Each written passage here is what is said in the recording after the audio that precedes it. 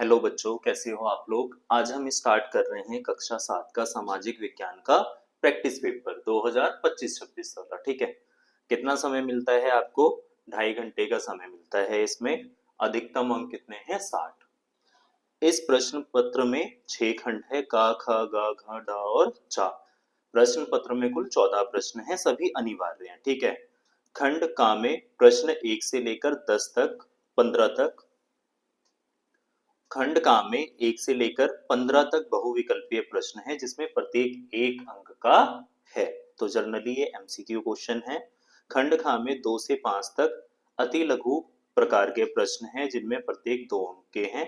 प्रत्येक प्रश्न का उत्तर 20 शब्दों से ज्यादा में आपने नहीं देना। ठीक।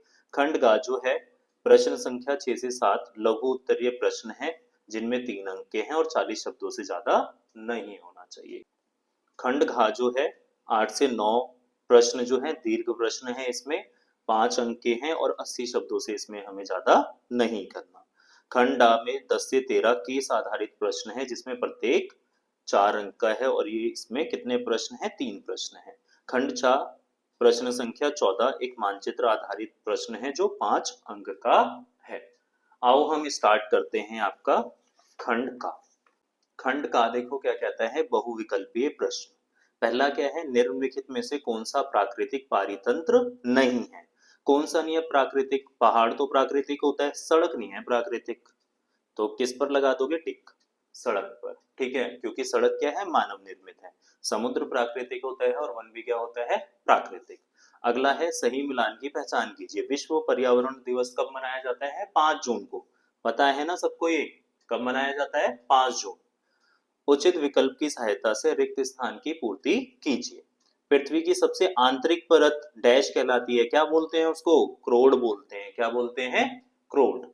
उसके बाद देखो क्वेश्चन नंबर 4 क्या कहता है इसमें, निम्नलिखित में से कौन सा शेल के प्रकार हैं? अवसादी सेल होते हैं, हाँ। कायांतरित भी होते हैं, हाँ। अग्नेय भी होते हैं। तो हमारे पास सभी आ जाएंगे 1, 2 और 3। निम्नलिखित में से कौन सी भूकंपीय तरंग नहीं है? पी तरंगे भूकंपीय तरंगे होती है, हाँ बिल्कुल भूकंपीय तरंग होती है। एस तरंगे भी होती है और एल भी होती है। वाई तरंगे नहीं होती।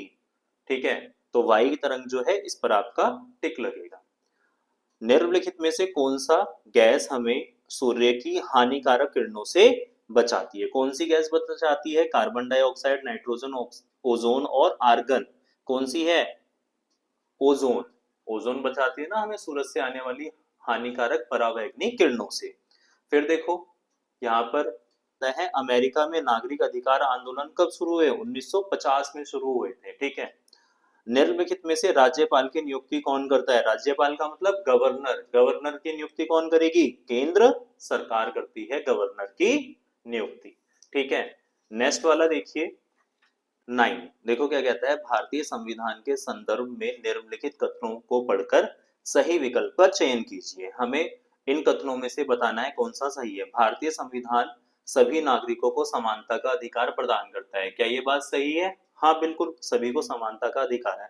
भारतीय संविधान के अनुच्छेद 15 के तहत अस्पृश्यता को समाप्त कर दिया गया। ये गलत है। कौन सा अनुच्छेद है बताओ? अनुच्छेद 17 में करा गया है समाप्त, 15 में नहीं करा गया। ठीक है।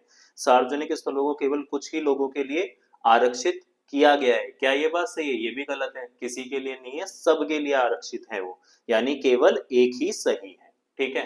क्वेश्चन नंबर 10 देखो, इसमें क्या कहता है, निम्नलिखित में से कौन सा कथन कोस्टारिका के संदर्भ में सही है? कोस्टारिका कहाँ का देश है? अमेरिका का। यहाँ पर जनरली स्वास्थ्य सेवाएं बहुत अच्छी है। कोस्टारिका को मध्य अमेरिका का सबसे स्वस्थ देश माना जाता है। दूसरा, कोस्टारिका अपने बजट का एक बड़ा हिस्सा सेना पर खर्च करता है। सी वाला देखो, कोस्टारिका में स्वास्थ्य सुविधाओं का अभाव है। ये तो बिल्कुल गलत है। कोस्टारिका में शिक्षा को महत्व नहीं दिया जाता, ये भी बिल्कुल गलत है। और कोस्टारिका बड़ा हिस्सा सेना पर खर्च नहीं करता। बड़ा हिस्सा किस पर खर्च करता है? वो स्वास्थ्य पे। तो कह सकते हो कोस्टारिका को मध्य अमेरिका का सबसे स्वस्थ देश माना जाता है। ठीक है। नीचे देखो अगला वाला क्या कहता है, 11। नीचे दो कथन 1 और कथन 2 के रूप में दिए गए हैं।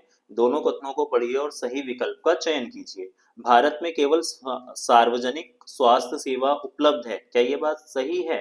नहीं, स्वास्थ्य सेवाएं जो है खाली सार्वजनिक यानी सरकारी वाली ही उपलब्ध नहीं है, प्राइवेट वाली भी तो उपलब्ध है, तो ये तो गलत हो गया।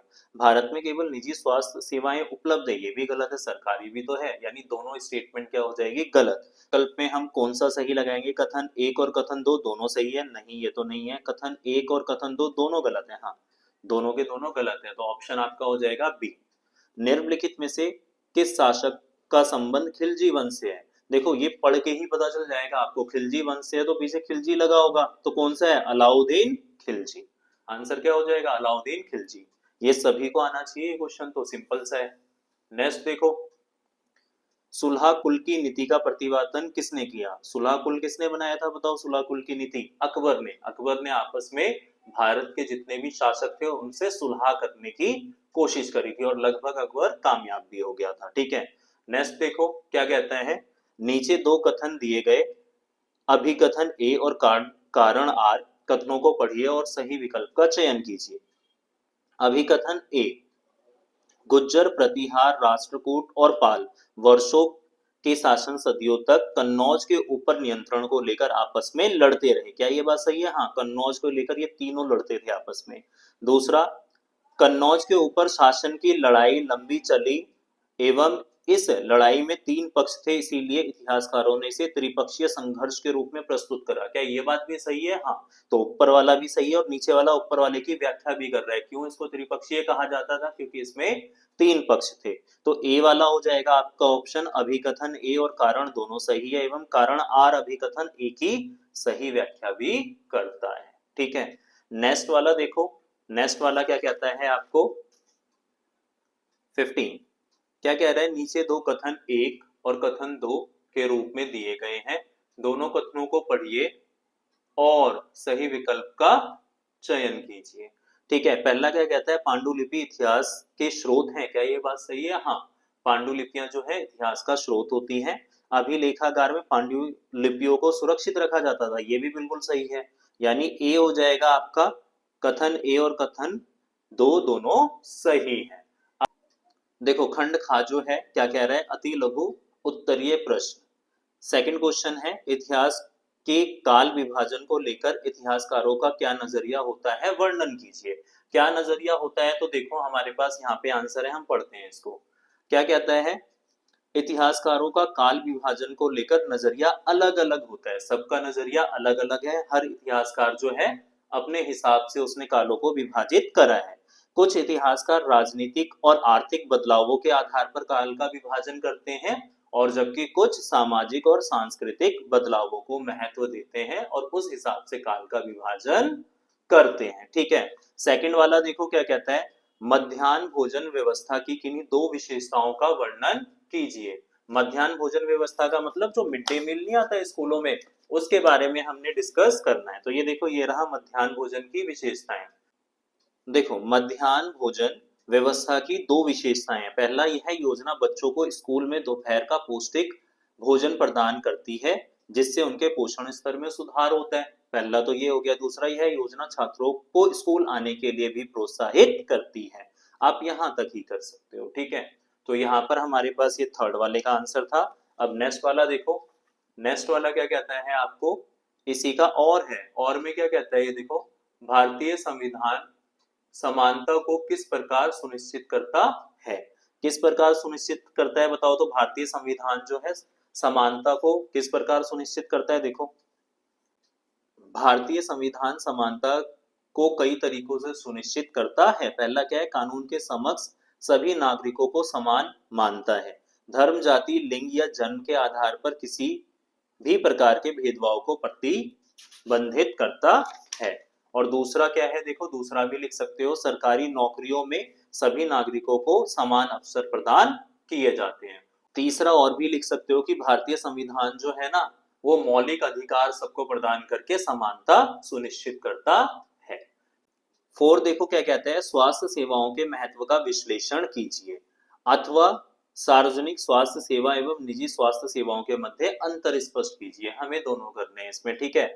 आप पेपर में कोई एक करोगे, अभी हम दोनों को डिस्कस करेंगे। तो देखो क्या है, स्वास्थ्य सेवाओं के महत्व का विश्लेषण कीजिए। तो पहला क्या महत्व है, स्वास्थ्य सेवाएं लोगों को बीमारियों से बचाने और उनका इलाज प्रदान करने में मदद करती हैं, पहला। दूसरा यह लोगों के जीवन की गुणवत्ता को बेहतर बनाती है और उनकी जीवन प्रत्याशा बढ़ाती है। जीवन की गुणवत्ता बेहतर बनाती है। जीवन प्रत्याशा का मतलब क्या होता है? लंबी उम्र तक वो जी सकते हैं अगर स्वास्थ्य उनका अच्छा होता है तो, ठीक है। सार्वजनिक स्वास्थ्य और निजी स्वास्थ्य सेवाओं के मध्य अंतर हमें बताना है। सार्वजनिक स्वास्थ्य सेवा कौन चलाता है? सरकार द्वारा चलाई जाती है, जबकि निजी स्वास्थ्य सेवाएं जो है निजी संस्था द्वारा चलाई जाती है।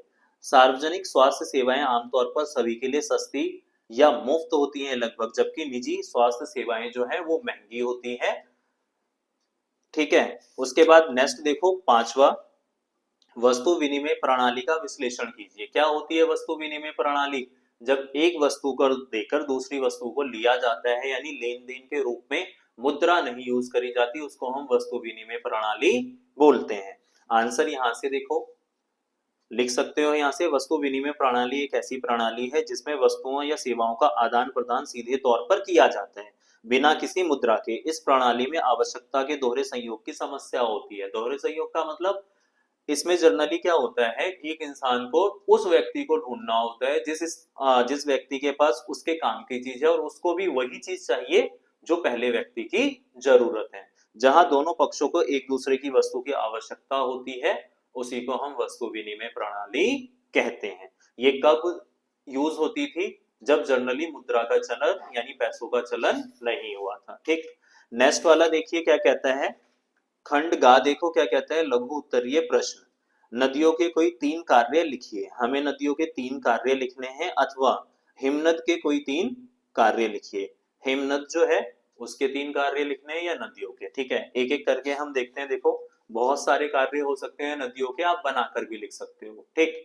पहला, नदियों के 3 कार्य। नदियां अपर्दन, परिवहन और निक्षेपण के माध्यम से भू आकृतियों का आकार देती है। यानी जनरली नदियां जो है अपने पानी से क्या करती हैं? अपर्दन करती है ना, एक जगह की मिट्टी काट कर दूसरी जगह लगा देती है। और दूसरा परिवहन, नदियों के द्वारा परिवहन होता है ना। मान लो नदी जो है बड़ी नदी है तो उसमें नाव के थ्रू या पानी में चलने वाली जो बड़ी नाव होती है उनके थ्रू हम एक जगह से दूसरी जगह सामानों को पहुंचा सकते हैं, ठीक है। और दूसरा, वे पानी के स्रोत प्रदान करती है, यानी पीने का जल प्रदान करती है हमें, जिनका उपयोग पीने, सिंचाई और बिजली उत्पादन के लिए किया जाता है। और वे जलीय जीवन के लिए आवास भी प्रदान करती है। अब देखो, हमें हिमनद के कोई 3 कार्य लिखने हैं। हिमनद का मतलब ग्लेशियर। ग्लेशियर के कौन कौन से कार्य हो सकते हैं? तो पहला कार्य देखो, विश्व की जितनी भी मीठे पानी की नदियां हैं वो हिमनद से निकलती हैं, ठीक है। दूसरा, ये अपर्दन के माध्यम से क्या करती हैं? जनरली नई नई भू आकृतियां बनाती हैं। तीसरा, ये ऊंचे स्थानों से क्या करती है? बहुत सारा डेब्रिज अपने साथ मिट्टी वगैरह लेकर आती है और निचले इलाकों में जमा कर देती है, ठीक है। नेक्स्ट देखो, यदि 1920 के दशक में आपका जन्म समोआ द्वीप पर हुआ होता तो आपसे किस प्रकार की भूमिकाओं की अपेक्षा की जाती? वर्णन कीजिए। किस प्रकार की भूमिका की अपेक्षा की जाती? तो देखो, आप एक द्वीप पर हो तो इसमें थोड़ा सा चेंज करना है। इसमें देखो क्या कहेंगे हम, यदि 1920 के दशक में हमारा जन्म समोआ द्वीप पर हुआ होता तो हम परिवार के लिए मछली पकड़ने, खेती करने और घर के काम जैसी पारंपरिक भूमिकाओं की अपेक्षा की जाती हमसे। तो ये सारी चीजें हमसे उम्मीद की जाती परिवार के द्वारा। आगे देखो, घरेलू कार्य के महत्व का विश्लेषण कीजिए। तो बनाकर लिख सकते हो। घरेलू कार्य क्या करते हैं बताओ? घर को साफ सुथरा रखने में मदद करते हैं, जिससे स्वस्थ और सुरक्षित वातावरण बनता है। घरेलू कार्य के अंतर्गत क्या क्या आते हैं बताओ? घरेलू कार्य के अंतर्गत खाना पकाना, कपड़े धोना, बच्चों की देखभाल करना शामिल है, जो परिवार के सदस्यों के लिए कल्याण के लिए की जाती है। यहां से आप आंसर को देख सकते हो, ठीक है। ये रहा आंसर। नेक्स्ट देखो, खंड घ, दीर्घ उत्तरीय प्रश्न है ये। इसमें कहता है वायुमंडल के विभिन्न परतों की व्याख्या कीजिए, अथवा वायुमंडल के संगठन का वर्णन कीजिए। तो देखो, वायुमंडल की विभिन्न परतें क्या हैं? सबसे पहला है क्षोभ मंडल। यह सबसे निचली परत है, यहाँ मौसम संबंधी सभी घटनाएं होती हैं। समताप मंडल, ये जेट के लिए आदर्श मानी जाती है। क्यों? क्योंकि इसके अंदर जनरली क्या होता है, मौसम संबंधी कोई भी घटनाएं नहीं होती है, और इसमें ओजोन परत शामिल है जो हमें परावैंगनी किरणों से भी बचाती है। मध्यम मंडल यह उल्कापिंडों को जलने उल्कापिंडों को ये जला देती है जो पृथ्वी की तरफ आती है। यह परत उल्कापिंडों को जलाने में मदद करती है, यानी ये हमें उल्कापिंडों से बचाती है। बाह्य मंडल यह सबसे ऊपरी परत है, और इसमें जनरली क्या होता है, ये गलत है ना, इसमें क्या होता है, जैसे जैसे आप ऊपर की तरफ जाओगे वैसे वैसे इसका तापमान बहुत तेजी से बढ़ता है। तापमान लिख सकते हो, तापमान तेजी से बढ़ता है, तापमान तेजी से बढ़ता है। यह हमें रेडियो संचार में मदद करती है। किसमें करती है? रेडियो संचार में, यानी जनरली जो रेडियो के जो सिग्नल वगैरह जो है, तरंगे वगैरह जो है, रेडियो तरंगे, वो यहाँ पर भेजी जाती है, रेडियो संचार में मदद करता है,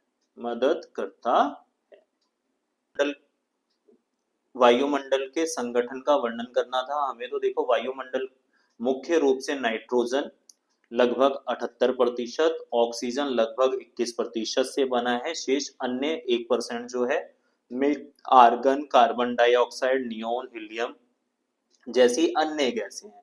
और भी वायुमंडल में जो है पानी के कण, जलवाष्प हैं, ठीक है, धूल के कण, ये सारे भी वायुमंडल के संगठन में शामिल होते हैं। ठीक है, 9th वाला देखो, अलाउद्दीन खिलजी की भू राजस्व प्रणाली का वर्णन कीजिए। तो हमें अलाउद्दीन खिलजी के बारे में ये बताना है कि उसने टैक्स व्यवस्था कैसी रखी हुई थी भारत के अंदर। तो देखो, टैक्स व्यवस्था कैसी रखी है अलाउद्दीन खिलजी ने। अलाउद्दीन खिलजी की भू राजस्व प्रणाली कठोर और कुशल थी, यानी बहुत ज्यादा हार्ड थी उसकी, और कुशल बहुत ज्यादा थी, एफिशिएंट भी थी। उसने भू राजस्व को उपज का 50% निर्धारित किया और इसे नगद में एकत्रित किया। यानी वो क्या करता था, जो भी उपज होती थी उसका 50% नगद में उनसे ले लिया करता था। उनसे भूमि की माप करवाई और राजस्व अधिकारियों को वेतन दिया ताकि भ्रष्टाचार को रोका जा सके। देखो, खंड डा क्या कहता है, केस आधारित प्रश्न। निम्नलिखित अनुच्छेद को पढ़कर पूछे गए प्रश्नों के उत्तर दीजिए। भारत के हर राज्य में एक विधानसभा है। हर राज्य कई निर्वाचन क्षेत्रों में बटा हुआ है। हर निर्वाचन क्षेत्र से जनता एक प्रतिनिधि चुनती है जो विधानसभा का सदस्य यानी विधायक बन जाता है। आपने ध्यान दिया होगा कि चुनाव में लोग अलग अलग पार्टियों के नाम से खड़े होते हैं, इसलिए ये विधायक अलग अलग राजनीतिक दलों के होते हैं। ठीक है, फर्स्ट वाला देखो, क्वेश्चन क्या कह रहा है, किसी राज्य के लिए कानून बनाने वाली सर्वोच्च संस्था का नाम बताइए। कौन सी सर्वोच्च संस्था है यहाँ पर जो कानून बनाती है? विधान सभा। तो क्या लिख दोगे? विधान सभा। ठीक है, उत्तर। दूसरा, विधानसभा के सदस्यों का चुनाव कौन करता है? कौन करता है? तो यहाँ पर देखो लिखा हुआ है जनता करती है इनका चुनाव। ठीक है, तो हम यहाँ पे लिख रहे हैं, विजिबल है ना, क्या लिखोगे? जनता विधानसभा के सदस्यों का चुनाव करती है। ठीक है, थर्ड वाला देखो क्या कहता है, राज्य को छोटे छोटे क्षेत्रों में क्यों विभाजित किया जाता है? तो बताओ क्यों विभाजित करा जाता है? ताकि हर राज्य से एक प्रतिनिधि चुना जा सके। तो क्या लिखोगे? ये 10.2 है। ठीक है, 10.3 क्या लिखोगे? राज्य को छोटे छोटे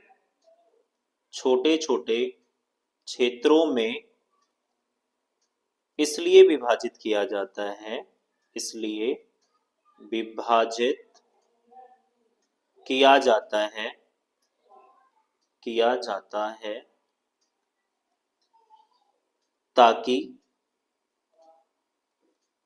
हर निर्वाचन क्षेत्र से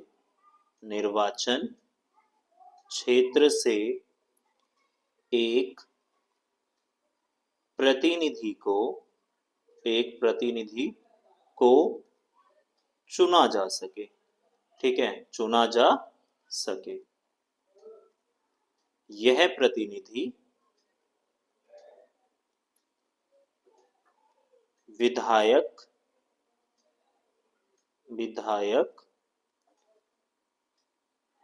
बनता है। ठीक है, नेक्स्ट वाला केस बेस देखो क्या कहता है ये। देखो हम स्टार्ट करते हैं क्वेश्चन नंबर 11। निम्नलिखित अनुच्छेद को पढ़कर पूछे गए प्रश्नों के उत्तर दीजिए। क्या है ये? प्रमुख वायुदाब पेटियां हमें यहाँ पर दिखा रखी हैं। ठीक है, हमें इसका उत्तर देना है। पहला देखो क्या कहता है, हॉर्स अक्षांश की सीमा का उल्लेख कीजिए। हॉर्स अक्षांश देखो कहाँ है, ये है हॉर्स अक्षांश 30 से 35 डिग्री दक्षिण में, और सेम यहाँ पर देखो हॉर्स अक्षांश कहाँ पर है, 30 से 35 डिग्री उत्तर में। तो आंसर देखो आप कैसे लिखोगे, पेज पे लिख पा रहा हूँ। ठीक है, क्या लिखोगे? 11.1 क्या लिखोगे? हॉर्स अक्षांश 30 डिग्री से 35 डिग्री उत्तर व दक्षिण गोलार्ध में स्थित है। ठीक है, उसके बाद सेकंड देखो क्या कहता है, व्यापारिक पवने क्या है। तो देखो व्यापारिक पवने क्या है, यहाँ पर देखो ये व्यापारिक पवने हैं। यहाँ पर ये देखो, ये है ना व्यापारिक पवने, उत्तर पूर्वी व्यापारिक पवने हैं और ये दक्षिणी पूर्वी व्यापारिक पवने हैं। ये देखो कहां से आ रही है, उच्च दाब से निम्न दाब की तरफ ये आ रही है। तो हम क्या कहेंगे 11.2 में, वे पवने जो उच्च दाब पेटी से निकलकर निम्न दाब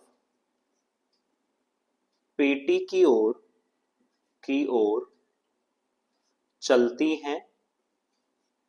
चलती हैं, उन्हें व्यापारिक पवने कहते हैं। ठीक है, थर्ड वाला देखो क्या कहता है। थर्ड वाला कहता है भूमध्य रेखीय क्षेत्रों में निम्न दाब क्यों पाया जाता है। क्यों पाया जाता है बताओ? भूमध्य रेखीय यहाँ पर निम्न दाब इसलिए पाया जाता है क्योंकि सूरज की रोशनी यहाँ पर सीधी पड़ती है, टेम्परेचर गर्म होता है। ठीक है, तो क्या लिखोगे 11.3 का, भूमध्य रेखीय क्षेत्रों में उच्च तापमान होने के कारण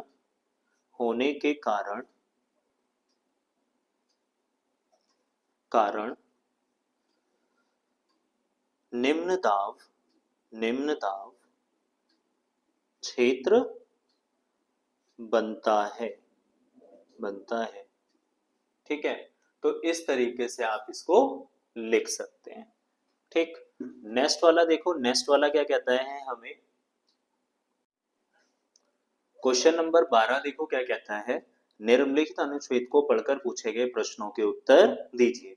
चंगेज खान के नेतृत्व में मंगोलों ने 1219 में उत्तर पूर्वी ईरान में ट्रांस ऑक्सियाना आधुनिक उज्बेकिस्तान पर हमला किया, और इसके शीघ्र बाद ही दिल्ली सल्तनत को उनका धावा झेलना पड़ा।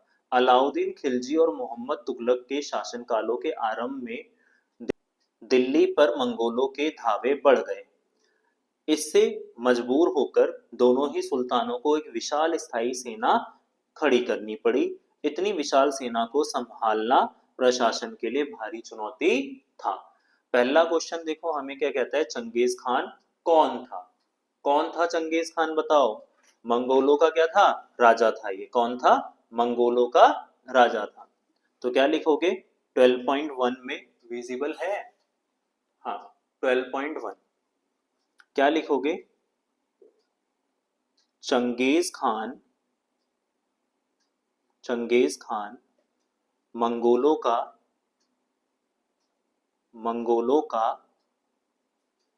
राजा या शासक कह सकते हो, शासक था। ठीक है, शासक था, जिसने 1219 में कहां पर हमला करा था? 1219 में उत्तर पूर्वी ईरान में ट्रांस ऑक्सियाना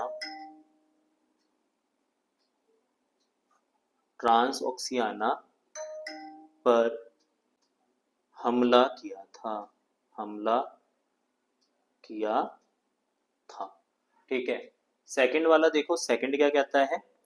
सेकंड क्या कहता है? चंगेज खान ने दिल्ली पर किसके शासनकाल पर आक्रमण किया? किसके शासनकाल पर आक्रमण किया था? अलाउद्दीन खिलजी और मोहम्मद तुगलक। तो क्या लिखोगे? 12.2। चंगेज खान ने अलाउद्दीन खिलजी और मोहम्मद तुगलक के शासन कालों में दिल्ली पर आक्रमण किया था। ठीक है, थर्ड वाला देखो क्या कहता है? सल्तनत के शासकों को बड़ी स्थायी सेना खड़ी करने की आवश्यकता क्यों पड़ी थी? तो बताओ क्यों पड़ी थी? 12.3 देखो क्या लिखोगे?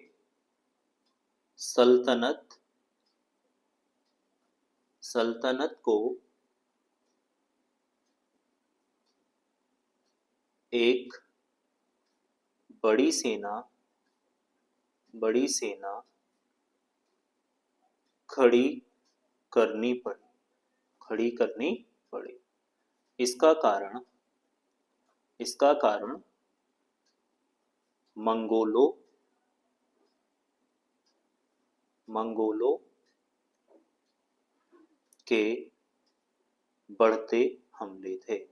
के बढ़ते हमले थे। ठीक है, क्यों सल्तनत को बड़ी सेना खड़ी करनी पड़ी? तो सल्तनत को एक बड़ी सेना खड़ी करनी पड़ी, इसका कारण मंगोलों के बढ़ते हमले। ठीक है, देखो 13 नंबर क्या कहता है क्वेश्चन? निम्नलिखित अनुच्छेद को पढ़कर पूछे गए प्रश्नों के उत्तर दीजिए। भारत में बड़ी संख्या में डॉक्टर, दवाखाने और अस्पताल हैं। देश में सार्वजनिक स्वास्थ्य सेवाओं को चलाने का पर्याप्त अनुभव और ज्ञान भी उपलब्ध है। ये ऐसे चिकित्सालय और स्वास्थ्य केंद्र हैं जिन्हें सरकार चलाती है। सरकार अपनी जनसंख्या के एक बड़े भाग की देखभाल करने में समर्थ है, जो सैकड़ों और हजारों गांवों में फैली हुई है। साथ ही चिकित्सा विज्ञान में बहुत असाधारण प्रगति हुई है, जिसके चलते देश में इलाज की नई तकनीकें और विधियां उपलब्ध हैं। ठीक है, अब इसमें देखो फर्स्ट में क्या कहता है? हमें स्वास्थ्य सुविधाओं की आवश्यकता क्यों है? तो लिखोगे, यहाँ पे लिख रहा हूं मैं नीचे ही 13.1, हमें स्वास्थ्य सेवाओं और सुविधाओं की आवश्यकता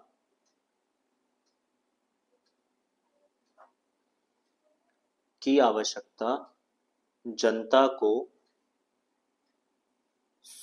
स्वस्थ रखने के लिए है। ठीक है, सेकंड, विज्ञान की प्रगति ने चिकित्सा सुविधाओं को किस प्रकार सहायता पहुंचाई है? यहां पर लिख रहे हैं 13.2 का आंसर।